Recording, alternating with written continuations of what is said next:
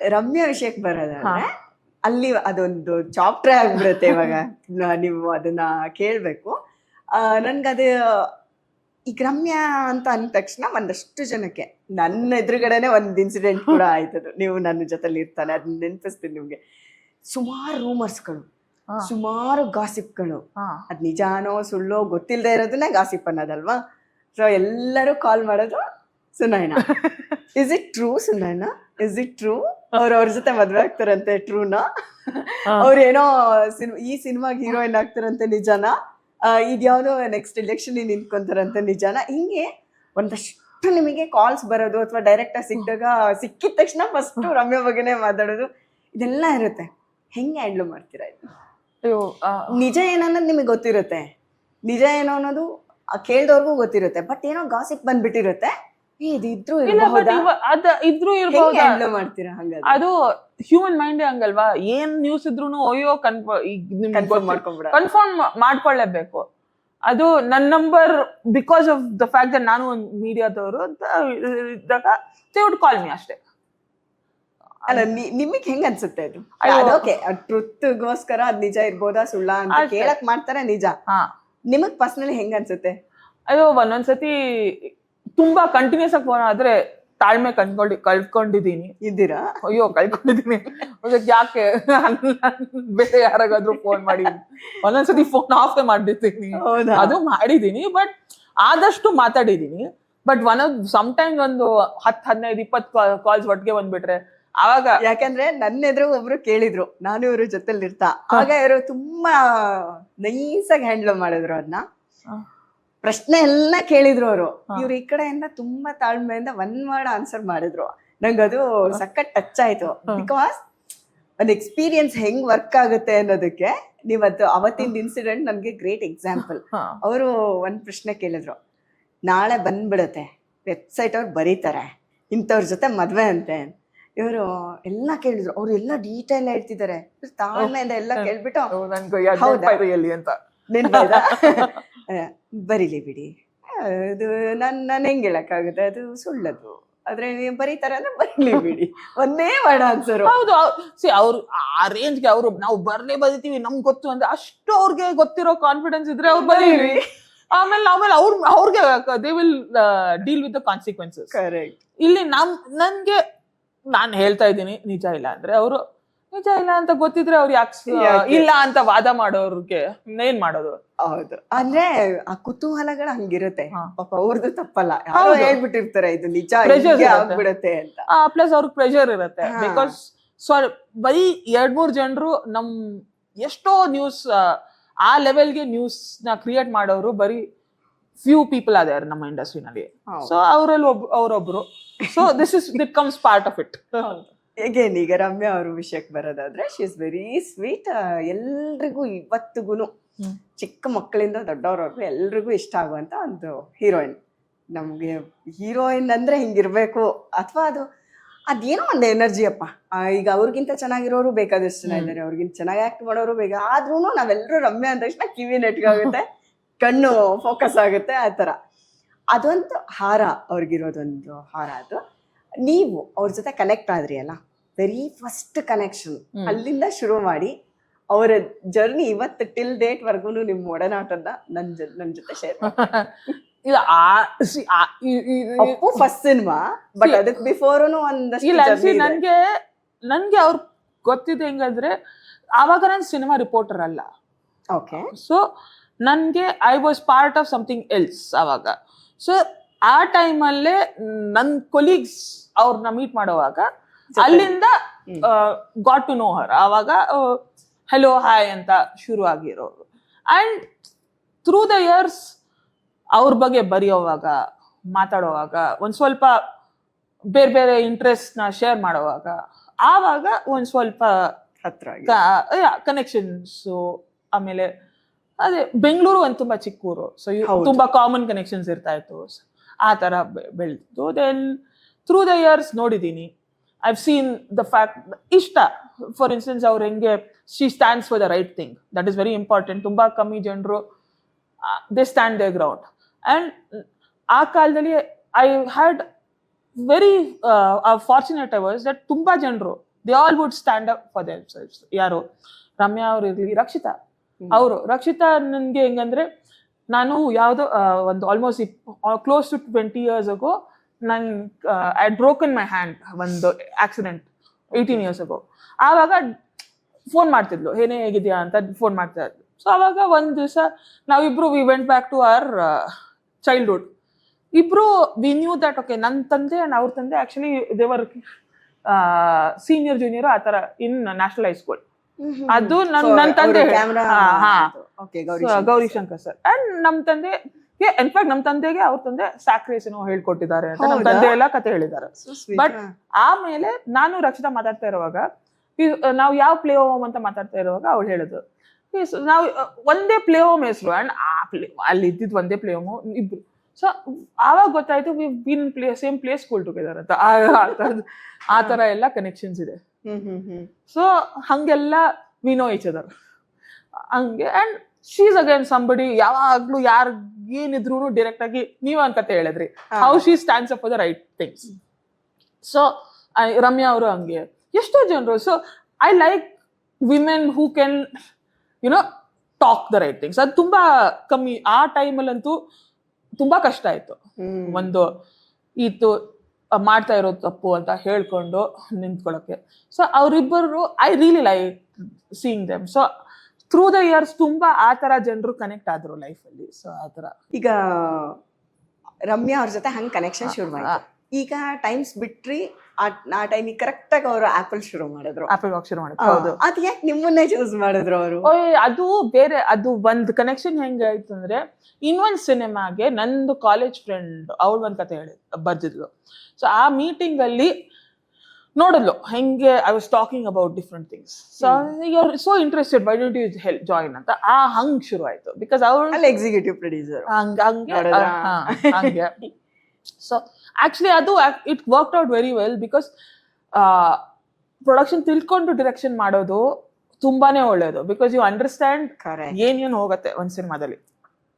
ಅದಾದ್ಮೇಲೆ ನಂದು ಒಂದು 2-3 ಸಿನಿಮಾಗೆ ಮಾರ್ಕೆಟಿಂಗ್ ಸ್ಟ್ರಾಟಜಿ, ರಿಲೀಸ್ ಟೈಮಲ್ಲಿ ಬೇರೆ ಬೇರೆ ಥಿಂಗ್ಸು, ಯೋಗರಾಜ್ ಸರ್ ಸಿನಿಮಾ ಮನೆದ ಕಡ್ಲು ಟೈಮಲ್ಲಿ ಅಲ್ಲಿದ್ದೆ. ಅಂಡ್ ದೆನ್ ಆ ಟೀಮ್ ಜೊತೆಗೆ ಅವ್ರು ಹೆಂಗ್ ಡಿಸ್ಟ್ರಿಬ್ಯೂಷನ್ ಮಾಡ್ತಾ ಇದ್ರು ಅದನ್ನು ಕೂತ್ಕೊಂಡು ಕಲಿತೆ.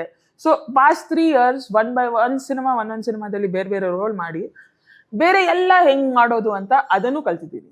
It was almost like attending practical cinema school ನನ್ಗೆ ಅಲ್ವಾ.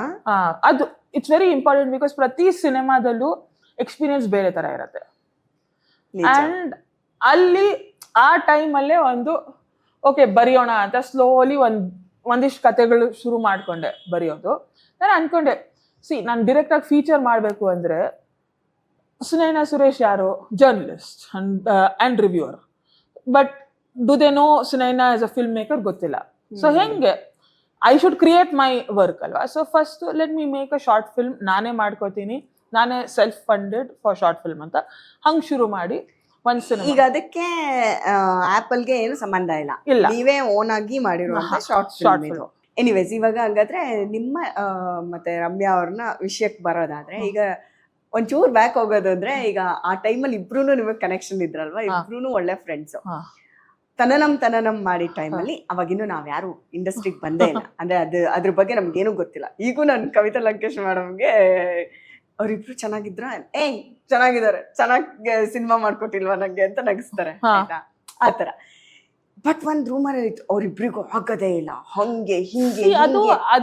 ಬಟ್ ಆದ್ರೆ ಈಗ ಮೊನ್ನೆ ಅವರು ತಮ್ಮನ್ ಮದ್ವೆನಲ್ಲಿ ಅವ್ರಿಬ್ರು ನೋಡಿದಾಗ ಎಂತ ಖುಷಿ ಆಯ್ತು ಗೊತ್ತಾ.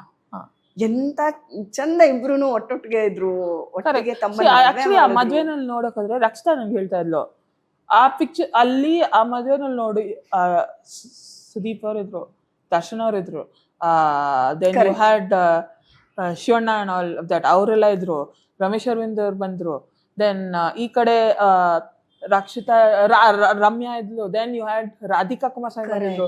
So it was almost like a batch 2000s ಅಲ್ಲಿರೋ batch, they all came together. So ಅದು ತುಂಬಾ ಚೆನ್ನಾಗಿತ್ತು.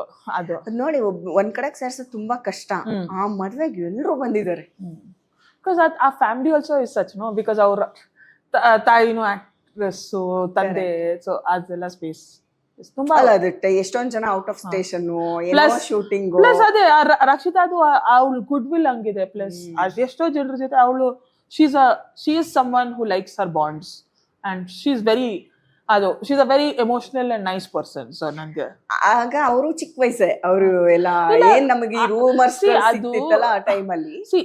ಆ ಟೈಮಲ್ಲಿ ಹೆಂಗಿತ್ತಂದ್ರೆ ಇಬ್ರು ಒಂದೇ ಟೈಮಲ್ಲಿ ಡೆಬ್ಯೂ ಆದ್ರು ಅಂಡ್ ಒಂದ್ ವರ್ಷ ಹಿಂದೆ ಅಂಡ್ ಇರೋದ್ರಲ್ಲಿ ಅವ್ರಿಬ್ರೇ ಮೇಜರ್ ಆಕ್ಟರ್, ಇಬ್ರು ಒಂದೇ ಸಕ್ಸಸ್ ಆದ್ರು.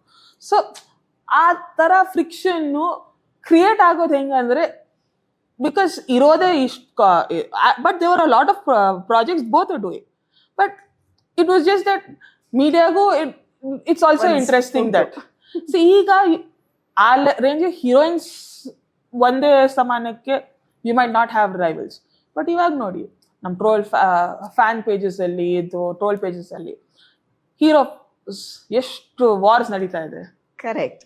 ಅಂಡ್ ಎಷ್ಟು ನ್ಯೂಸ್ ಬರುತ್ತೆ. ಸೊ ಇದು ಸುದೀಪ್ ಸರ್ಗೆ ಇದೊಂದು ಪ್ರಶ್ನೆ ಕೇಳಿದ್ವಿ, ಸರ್ ಹಿಂಗ್ ಸರ್ ಇದು ಸ್ಟಾರ್ ವಾರ್ ಅಂತಾರೆ, ನೋಡಿದ್ರೆ ನೀವು ನಾವು ಕುತ್ಕೊಂಡ್ ಡ್ರಿಂಕ್ ಹಾಕಿರ್ತೀವಿ, ನಾವೇ ನೋಡೋ ನನ್ಗೂ ನಿನ್ಗೂ ವಾರ್ ಅಂತೆ ಅಂತ ತೋರಿಸ್ತೀವಿ, ಅದ್ ಆತರ ಇರುತ್ತೆ ಅಂತ. ಅವರು ಕೂಡ ಅದನ್ನ ತುಂಬಾ ನಗ್ನಗ್ತಾ ಅದನ್ನ ಸಖತ್ತಾಗಿ ಕಾಮಿಡಿಯಾಗಿ ಹೇಳಿದ್ರು.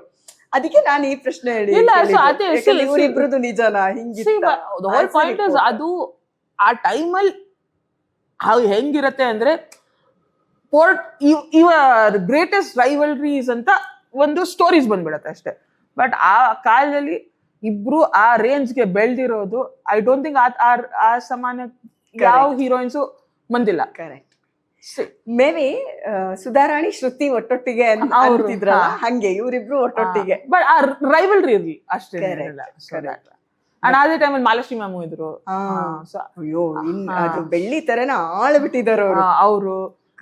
80s 90s ಅಲ್ಲೇ ಒಂದ್ ಒಳ್ಳೆ ಸೆಟ್ ಆಫ್ ಹೀರೋಯಿನ್ಸ್ ಇದ್ರು. ದೆನ್ 90s ಅಲ್ಲಿ ಇತ್ತು, 2000s ಅಲ್ಲಿ ಒಂದಿಷ್ಟು end of 90s early 2000s ಇಷ್ಟು ಜನ ಬಂದ್ರು.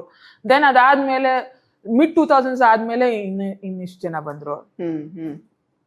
ಇವಾಗ ಸೀನಿಯರ್ ಆರ್ಟಿಸ್ಟ್ ಅಂತ ಬಂದ್ರೆ ಈಗ ಅದು ವಿಷ್ಣು ಸರ್ ಇರ್ಬೋದು, ಅಂಬರೀಶ್ ಸರ್ ಇರ್ಬೋದು.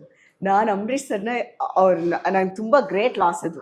ನಾನು ವಿಷ್ಣು ಸರ್ ಬಿಡಿ, ವಿಷ್ಣು ಸರ್ದು ಟೈಮಲ್ಲಿ ನಮ್ದೊಂದು ಮ್ಯೂಸಿಕ್ ಲಾಂಚ್ಗೆ ಬಂದಿದ್ರು, ಮ್ಯೂಸಿಕ್ ಚಾನಲ್ ಒಂದು ಲಾಂಚ್ ಆಯ್ತು, ಆ ಟೈಮಲ್ಲಿ ಇದ್ರು. ಬಟ್ ಅವ್ರನ್ನ ದೂರದಿಂದ ನೋಡಿದ್ದಷ್ಟೇ, ಹಿಂಗೆ ಪಾಸ್ ಆದ್ರು, ನಮ್ಗೆಲ್ಲ ಹಾಯ್ ಹೇಳಿದ್ರು, ಒಳ್ಳೇದಾಗ್ಲಿ ಅಂತ ಆಶೀರ್ವಾದ. ವಾಪಸ್ ಮಾತಾಡೋ ಅಷ್ಟು ಮೆಚುರಿಟಿನೂ ಇಲ್ಲ, ಅಥವಾ ಅವ್ರನ್ನ ಹೆಂಗ್ ಮಾತಾಡಿಸ್ಬೇಕು ಅನ್ನೋದು ಗೊತ್ತಿಲ್ಲ ನಮ್ಗೆ. ನೋಡಿದಷ್ಟೇ ಹಿಂಗೆ ನಾವು ಅವ್ರನ್ನ. ಅದಾದ್ಮೇಲೆ ಅದು ಒಂದೇ ಭೇಟಿ. ಬಟ್ ಅಂಬರೀಶ್ ಸರ್ ಅವಾಗವಾಗೆ ಸಿಕ್ಕಿದ್ದಾರೆ, ಯಾವತ್ತೂ ಹೋಗಿ ಮಾತಾಡ್ಸಿಲ್ಲ ನಾನು. ಅವ್ರನ್ನ ಇಂಟರ್ವ್ಯೂ ಮಾಡೋ ಚಾನ್ಸೇ ಸಿಗ್ಲಿಲ್ಲ ನನಗೆ. ಅಂದ್ರೆ ಎಷ್ಟೊಂದ್ ಸತಿ ಬೇರೆಯವ್ರ ಥ್ರೂ ಅದು ಫಿಕ್ಸ್ ಆಗೋದು ಕ್ಯಾನ್ಸಲ್ ಆಗ್ಬಿಡೋದು, ಕೊನೆಗೂ ಸಿಗ್ಲಿಲ್ಲ ನಂಗೆ. ಅವರು ಬಿಟ್ಟೆ ಹೊಟ್ಟೋಗ್ಬಿಟ್ರು. ಅದನ್ನ ಹೆದರಿಕೆ ಆಗೋದು ಅಂಬರೀಶ್ ಸರ್ನ ಮಾತಾಡ್ಸಕ್ಕೆ. ಸಿಕ್ಕಾಬಟ್ಟೆ ರಫ್ ಅಂತೆ, ಬೈದ್ಬಿಡ್ತಾರಂತೆ, ಹಿಂಗೆಲ್ಲ. ಆ ಕಾರಣಕ್ಕೆ ಅವ್ರನ್ನ ಮಾತಾಡ್ಸೇ ಇಲ್ಲ ನಾನು. ಹಿಂಗಿಂಗ್ ಸಿಕ್ರು ಮಾತಾಡ್ಸಿಲ್ಲ ಹೆದರ್ಕೊಂಡು. ಬಟ್ ಗ್ರೇಟ್ ಲಾಸ್ ಅನ್ಸ್ಬಿಡುತ್ತೆ. ನೀವು ಆಗಿಂದ ಇಲ್ಲಿವರೆಗೂ ಎಷ್ಟೊಂದ್ ಜನ ನೀವೇ ಹೇಳಿದ್ರಿ, ಒಂದ್ 4 ತಲೆಮಾರೆ ನೋಡ್ದಂಗ ಆಯ್ತು. ಸೀನಿಯರ್ಸ್ ಎಡ್ಜಲ್ಲಿರೋರು, ಆಗಷ್ಟೇ ಉಟ್ಕೊಂಡಿರೋರು ಸೇರ್ಕೊಂಡು.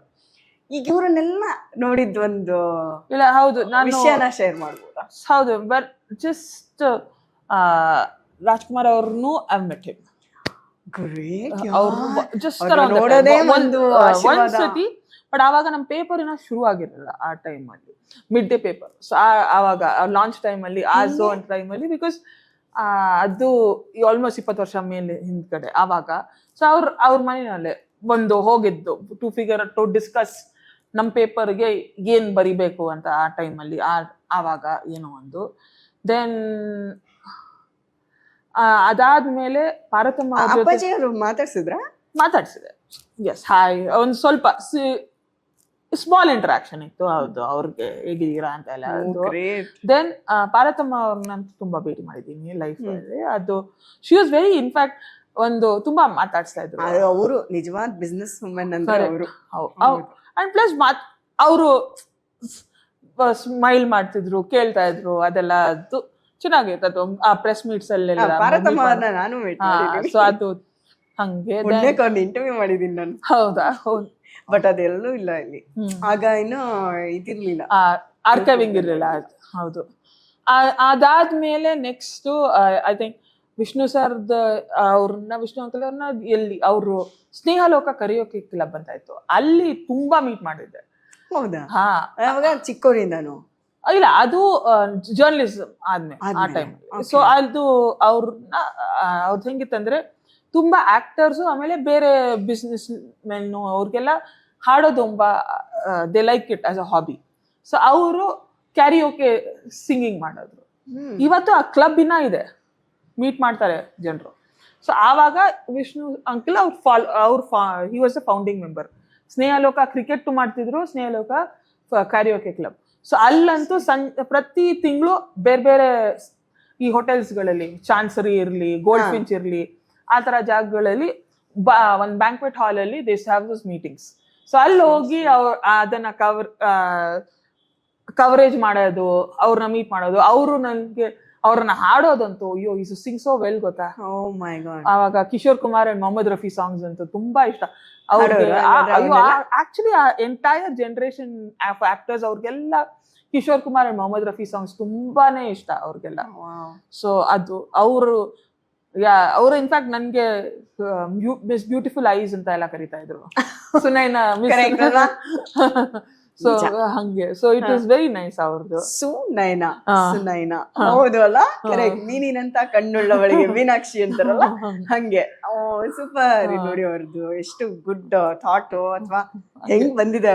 ಸೊ ಅದು ಸ್ವೀಟ್ ಆಗಿತ್ತು ಅದಂತೂ. Then you had Ambareesh uncle ಅವ್ರದ್ದು ನನ್ಗೆ ನಾವ್ ಹೇಳತ್ತಲ್ಲ, ಮಿಡ್ ಡೇ ನಲ್ಲಿ ನೈಟ್ ಬೀಟ್ ಮಾಡ್ತಾ ಇರುವಾಗ, ಕ್ರೈಮ್ ಬೀಟ್. ಹಾ, ಸೊ ಆ ತರ ಒಂದ್ ನೈಟ್ ಬೀಟ್ ಮಾಡುವಾಗ J P Nagar police station ಅಲ್ಲಿ. ಬಟ್ ಅಲ್ಲಿ ಹೋಗಿ ನಿಮ್ಗೆ ವಿಶೇಷ ನ್ಯೂಸ್ ಇದೆ, ಬಟ್ ಕ್ರೈಮ್ ಅಲ್ಲ, ಬಟ್ ನೋಡಿ ನಿಮ್ಗೆ ನ್ಯೂಸ್ ಆಗತ್ತೆ ಅಂತ ಹೋದ್ವಿ.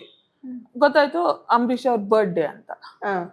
ಮನೇಲಿ ಓಪನ್ ಮಾಡಿದ್ರು. Actually they allowed me. ನಾನು ಯಂಗ್ ರಿಪೋರ್ಟರ್ ನ್ಯೂ ಬಂದ್ರು. ಮೇಲೆಲ್ಲ ಫುಲ್ ಇಡೀ ಇಂಡಸ್ಟ್ರಿ ಫ್ರಮ್ ಅಕ್ರಾಸ್ ಇಂಡಿಯಾ ಎಲ್ಲ ಇದ್ರು. ಆವತ್ತೇ ಅವ್ರನ್ನ ಫಸ್ಟ್ ಟೈಮ್ ಮೀಟ್ ಮಾಡಿದ್ದು. ಅವ್ರ ಮನೆಯಲ್ಲಿ ಎಲ್ಲ ಎಷ್ಟೊಂದ್ ಜನ ಇದ್ರು. ಆಂಧ್ರದಿಂದ ಇದ್ರು, ತಮಿಳ್ನಾಡಿಂದ ಇದ್ರು, ನಮ್ಮವರು ಎಲ್ಲಾರು ಅಲ್ಲೇ ಇದ್ರು. ಕರೆಕ್ಟ್. ಶತ್ರುಘ್ನ ಸಿನ್ಹಾ ಅವರೆಲ್ಲ ಇದ್ರು. ಎಲ್ಲ ಅವ್ರನ್ನ ಮೀಟ್ ಮಾಡಿದೆ. ಸೊ ಎಲ್ಲ ಎಷ್ಟ್ ಚೆನ್ನಾಗಿತ್ತು. ಅವ್ರದ್ದು ಒಂದು ಫೋಟೋ ಅವ್ರಿಬ್ಬರದು ಅದನ್ನ ತಗೊಂಡ್ಬಿಟ್ಟು ಸ್ಟೋರಿ ಬರ್ದ್ವಿ. ಅದೆಲ್ಲ ತುಂಬಾ ಚೆನ್ನಾಗಿತ್ತು. ಅದಾದ್ಮೇಲಂತೂ ಅವ್ರ ಸಿಗ್ನೇಚರ್ ಸರಿ ಬಂದ್ಯಮ್ಮ ಅಂತ ಜೋರ ಅಲ್ಲಿಂದ ಸ್ಟೇಜ್ ಇಂದ ನನ್ನ ನೋಡ್ಬಿಟ್ಟು ಮಾತಾಡ್ಸೋದು ಅದೆಲ್ಲ ಪ್ರೆಸ್ ಮೀಟ್ ಗಳಲ್ಲಿ. ಸೊ ಅದೆಲ್ಲ ಆ ತರ ಒಡನಾಟ ತುಂಬಾ ಇದೆ. ಅವ್ರ ಮನೆಗೆ ಹೋಗ್ಬಿಟ್ಟು ಮೀಟ್ ಮಾಡಿರೋದು ಅದೆಲ್ಲ ಇದೆ. ಎಸ್, ಸ್ವೀಟ್ ಅಲ್ಲ. ಅವ್ರದಂತೂ ತುಂಬಾ ಆ ತರ ಇದೆ. ದೆನ್ ಸುಮಾ ಮ್ಯಾಮ್ ಅವ್ರನ್ನ, ಭಾರತಿ ಅಮ್ಮ ಅವ್ರನ್ನ, ಅವರೆಲ್ಲ ತುಂಬಾ ಥ್ರೂ ದೆಮ್ ಓನ್ಲಿ ತುಂಬಾ ಮೀಟ್ ಮಾಡಿದ್ದೀನಿ. ದೆನ್ ಹಂಗೆ ಎಲ್ರು that way it's been a good journey.